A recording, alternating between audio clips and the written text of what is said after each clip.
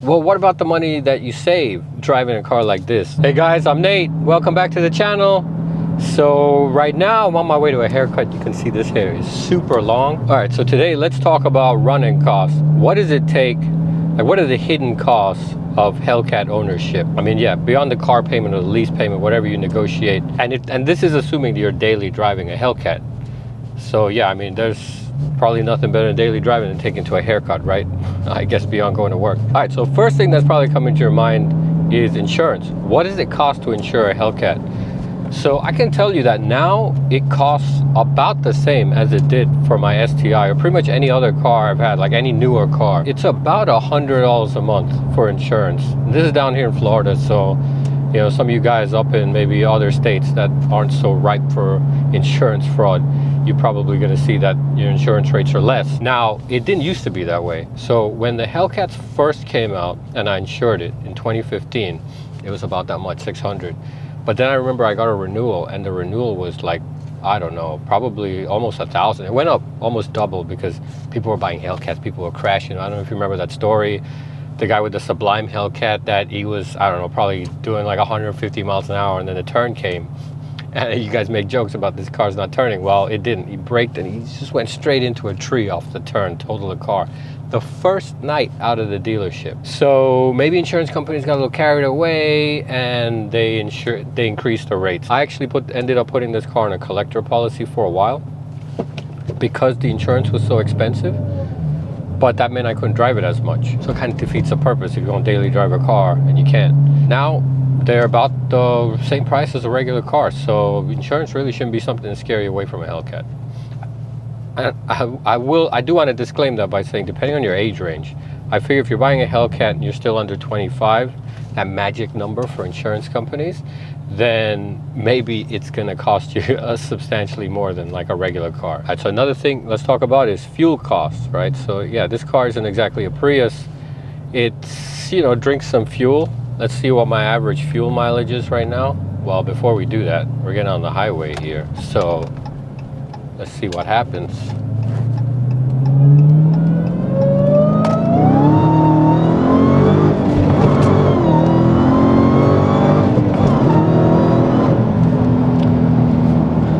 Always got to see if there's police coming up behind when I'm coming on these on-ramps, these on-ramp poles. You never know. There was someone that commented I'm going to end up on this channel called Audit the Audit. So yeah, I hope that doesn't happen.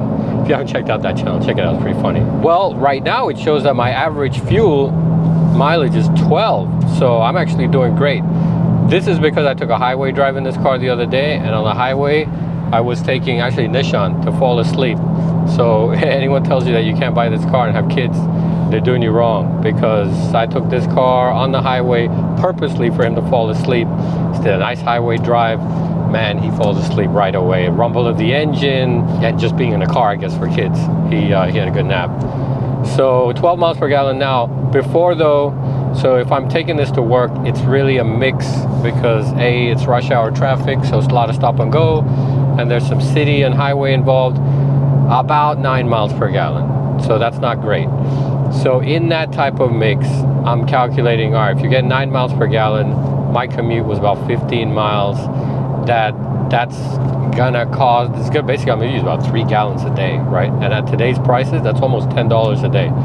So if there's about 22 average working days in a month, $220 a month in gas. So yeah, that's where the bulk of your expenses. All right, the other thing, oil changes. So you're gonna have to get the oil change.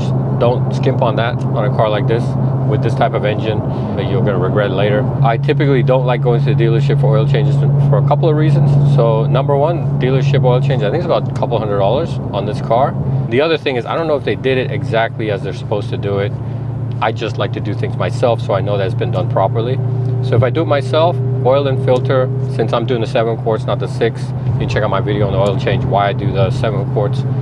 It's about, I think, $70 for the oil and filter. So 1/3 the cost of what you're gonna pay at the dealership. And it's really not that hard. Most involved thing, I think, on the Hellcat that you're not gonna find on other Challengers is that you have to drain the oil cooler, which is a little bit of a pain, but you'll see in my video, it's not that bad. Right, the other thing that you are going to be going through is tires. I had the stock P0 Neros and they were garbage. I was sliding all over the place. And so if you saw my, 5 things I hated about the Hellcat, I changed those out. So the first tires I tried was the Nitto 555Rs. Great tire, they stock awesome, but they basically come with no tread almost to begin with. So you gotta be careful when you're driving the car in the rain. You're just not gonna have that much grip because there's just not that much tread. Plus they're so soft that those tires wear out really fast, and they're $300 a pop. So you're gonna be spending a lot of money on tires, especially when tires only last like 3,000 to 5,000 miles. Instead, after those wore out, went with a Continental Extreme Sport contact tires. Those tires have been great so far. I feel like they hook way better than the P0s.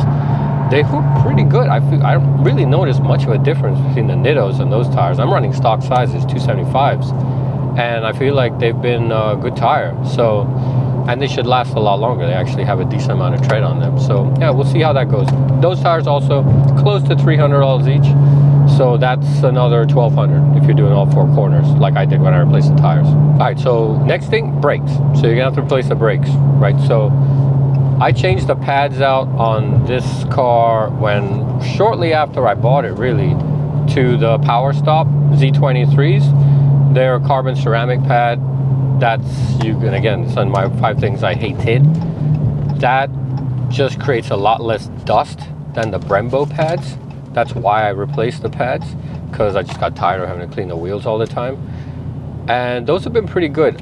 What is yet to be seen is if those pads end up causing increased rotor wear. I don't think so. I can still see the slots on the rotors. I haven't measured it with a caliper yet to see if the rotors need to be replaced, but I don't get any shudder, any warping, none of that stuff. I know there's aftermarket options on the rotors, like the Demon rotors and stuff like that. Maybe I'll try them, but I don't think, again, based on how I'm driving in these pads, it doesn't look like I'm gonna need to replace these rotors for a while.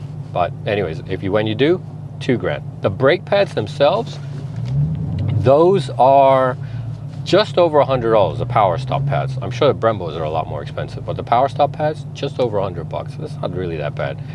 And what's nice is, guys, I know you go to a dealership and do your brake job, but with Brembos, it's so easy. They have a little pin, pads come out, put the new pads in, but they'll probably charge you easy $500 to $600 for a brake job. I don't know. If you guys have done a brake job at the dealer, put it on the comments what it cost you.